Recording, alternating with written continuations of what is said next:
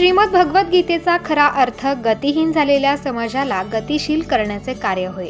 आजच्या काळात भडोच येथील श्री चक्रधर स्वामींचे जन्मस्थान महानुभाव पंथाच्या ताब्यात मिळवण्यासाठी संपूर्ण धर्म पंथाला गतिशील व्हावे लागेल। इतकेच नव्हे तर सध्या महानुभाव पंथाचा सर्व इतिहास मराठी व तत्कालीन प्राकृत भाषेत आहे। हा इतिहास पुराव्यांसह गुजराती व अन्य सर्व भारतीय भाषांमध्ये नोंद करावे लागेल। तसेच यासाठी पुरातत्व खाते, राज्य शासन आणि केंद्र सरकार यांच्याकडे सातत्याने पाठपुरावा करणे गरजेचे आहे, असे प्रतिपादन महंत साळबाबा धुळे यांनी केले आहे।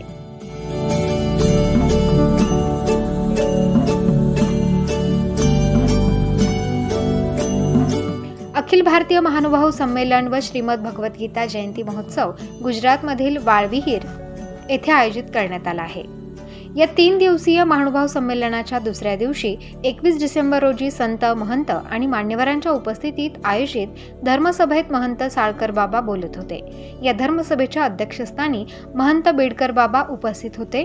या प्रसंगी व्यासपीठावर अखिल भारतीय महानुभाव परिषदेचे अध्यक्ष महंत विद्वांस बाबा, महंत जामोदेकर बाबा, अतुल मुनी काकाजी, महंत तेल्हारकर बाबा, महंत येळमकर बाबा, महंत कापूस तळणीकर बाबा, महंत लोणारकर बाबा, महंत सुकेनकर बाबा, तसेच या संमेलनाचे मुख्य आयोजक दिनकर अण्णा पाटील, गुजरातचे आमदार जितू चौधरी, धरमपूरचे आमदार अरविंद पटेल, नाशिकचे माजी आमदार बाळासाहेब सानप, दत्ताजी गायकवाड, प्रकाश नन्नावरे, राजेंद्र जायभावे, भास्करराव गावी, तरुण महानुभाव छबू नागरे, साहेबराव आव्हाड, प्रवीण शेवलीकर, तसेच भागवताचार्य चिरडे बाबा, नाजी एम, परिषदेचे अध्यक्ष कृष्णराज बाबा मराठे, कार्याध्यक्ष वाल्हेराज बाबा पातुरकर, डोळसकर बाबा शास्त्री, भाईदेव मुनी माणेकर, दत्तराज बाबा चिरडे, सायराज बाबा शास्त्री, कृष्णराज बाबा विद्वांस, अचलपूरकर बाबा, गोपीराज शास्त्री सुकेनेकर, दामोदर अण्णा पाथरे, महेंद्रमुनी कपाटे, बाळकृष्ण दादा लोणारकर, बुद्धिसागर बाबा कपाटे आदी संत, महंत, तपस्विनी उपस्थित होते।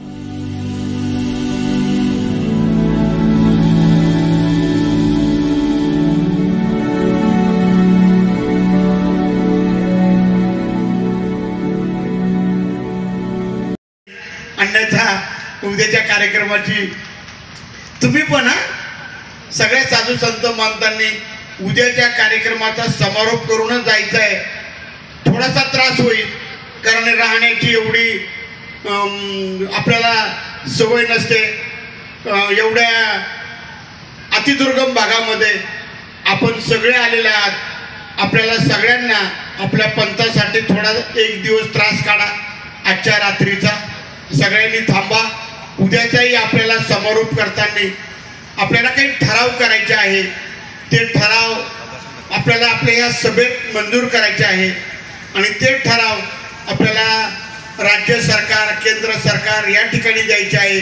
त्या सगळ्यांच्या उपस्थितीत ठराव करायचे आहेत याची आपण नोंद घ्या। आणि आता सगळ्यांनी महाप्रसादासाठी आपल्या आपल्या जागेवर महाप्रसाद घ्या आणि शोभायात्रेमध्ये सहभागी व्हा।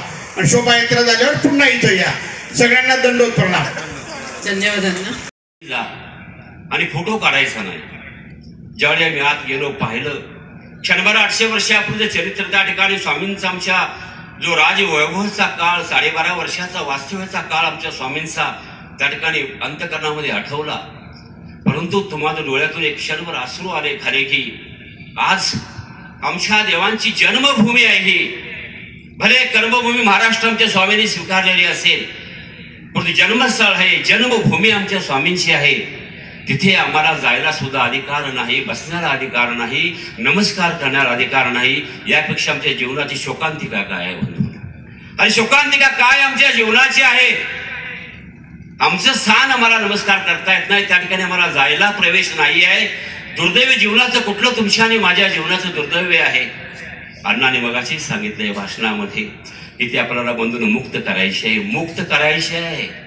त्यासाठी तो म्हणतो कुठलाही तुम्हाला सांगतो प्रसंग जरी पडला, आत्मसमर्पण करण्याची जरी वेळ जरी आली तरी तुम्हाला सांगतो वासनिक वर्ग आहेत, तपस्विनी माता भगिनी आहेत, संत महात्मे आहेत, पाठीमागं माझ्या बसलेले सर्व अधिकरण वर्ग आहेत। आम्ही एकजुटीने एक त्यांच्या पाठीमागं, अण्णांच्या पाठीमागं आम्ही उभं राहिलं पाहिजे।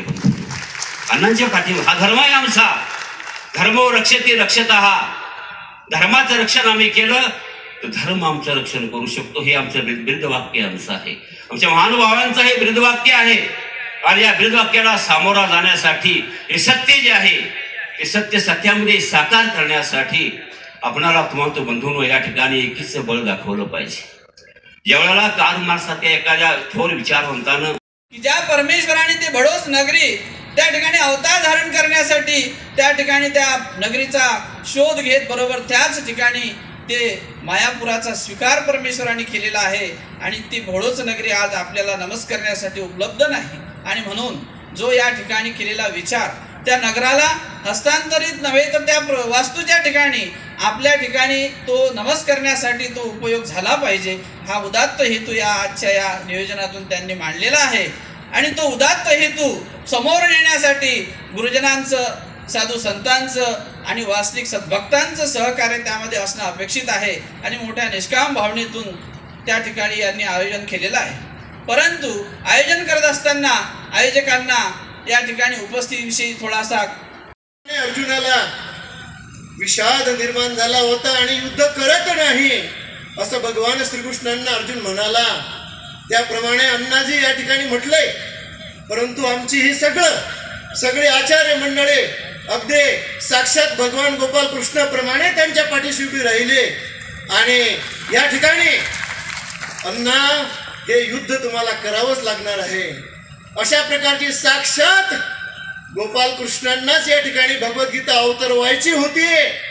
आणि हा उद्याचा जो भगवद्गीतेचा अवतरण दिन आहे तो आज आपल्या या भव्य दिव्य अशा कार्यक्रमामध्ये खऱ्या अर्थाने संपन्न होत आहे.